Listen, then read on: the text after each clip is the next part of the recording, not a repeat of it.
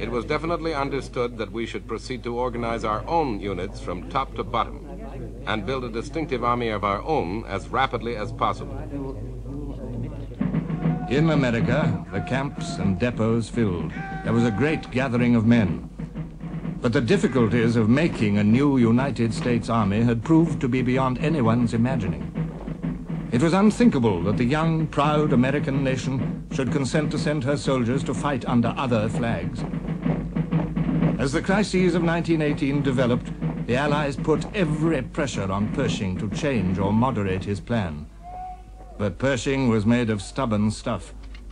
At a crucial meeting in May, General Foch had said, "Are you willing to risk our being driven back to the Loire?" Pershing retorted, "Yes, I'm willing to take the risk." Ludendorff's arguments on the field of battle proved to be more powerful than the pleas of the Allied leaders round a table. With the Germans across the Marne again, Pershing was forced to compromise. He cabled to Washington, "Consider military situation very grave. It should be most fully realized at home that the time has come for us to take up the brunt of the war, and that England and France are not going to be able to keep their armies at present strength very much longer."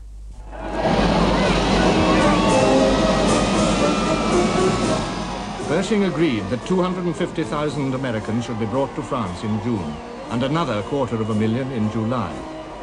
He agreed that absolute priority should be given to infantry, without supporting arms, trained or untrained, just men.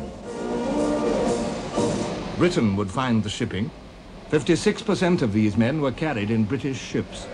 A blood transfusion on a scale never dreamt of now began.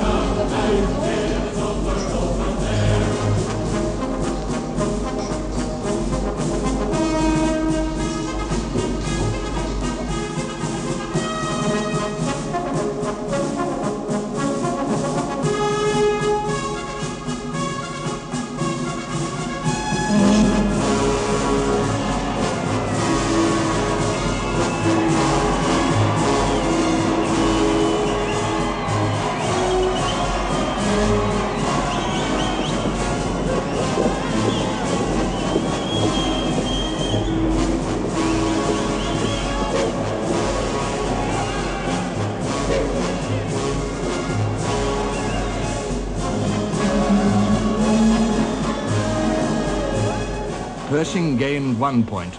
The Americans were, after all, fighting in divisions under their own command. And while the Allied leaders wrangled, American soldiers entered their grimmest experience so far.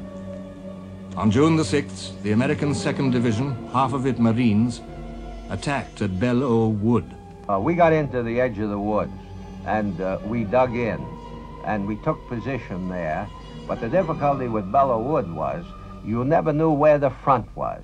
Little groups of men, of Americans, little groups of Germans got together to fight each other. And while you were fighting in one direction, all of a sudden, without any warning, you would find that there were some Germans to the rear of you, and they had to be mopped up. Clean up, mop up, and move ahead, move ahead.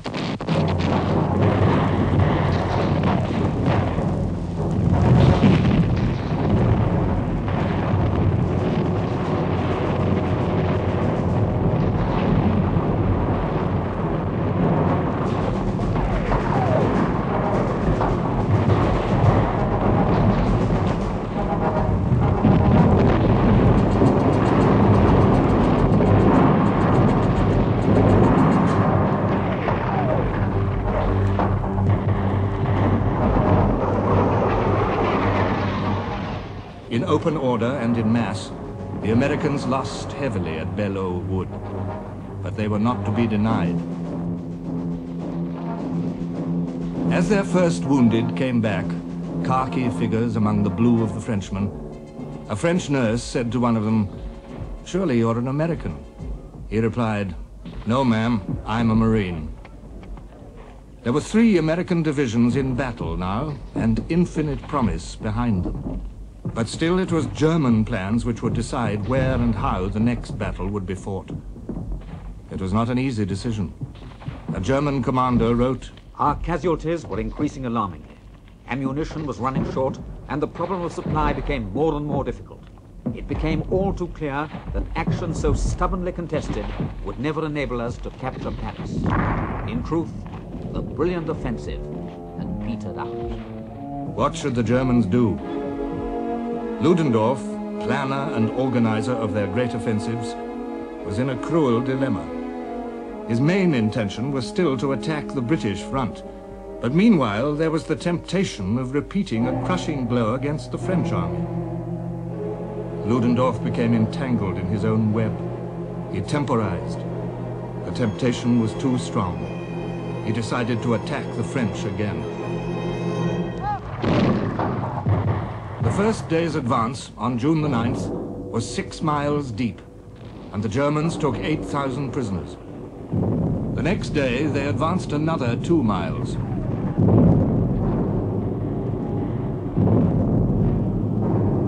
And then stopped. On June the 11th, the French struck back.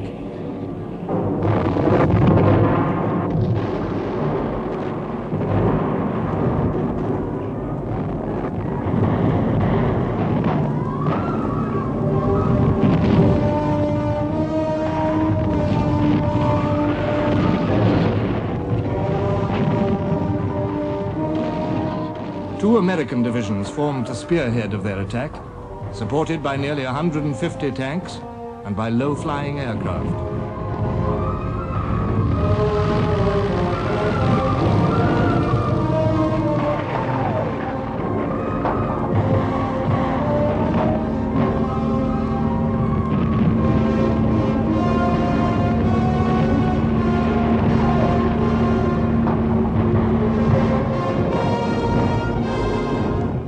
Flags, no bright swords, no lines of battle charging with a yell. Combat groups of weary men in drab and dirty uniforms, dressed approximately on a line, spaced so that one shrapnel burst cannot include more than one group.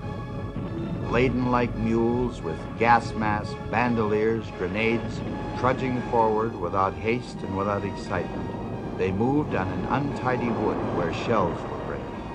A wood that did not answer back or show an enemy.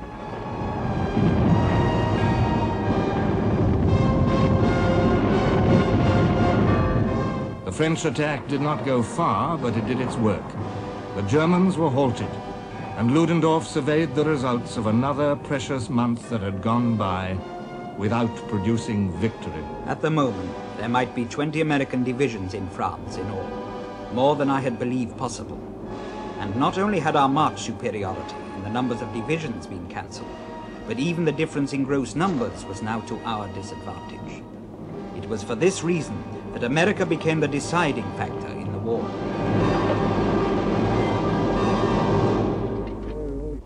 Now, once again, there was a brief period of calm on the Western Front. Fighting died down into local actions. Everywhere, commanders and soldiers drew breath and took stock of their position. Like a ripple across the calm, or a breath of fresh wind, an idea stirred among the Allied leaders.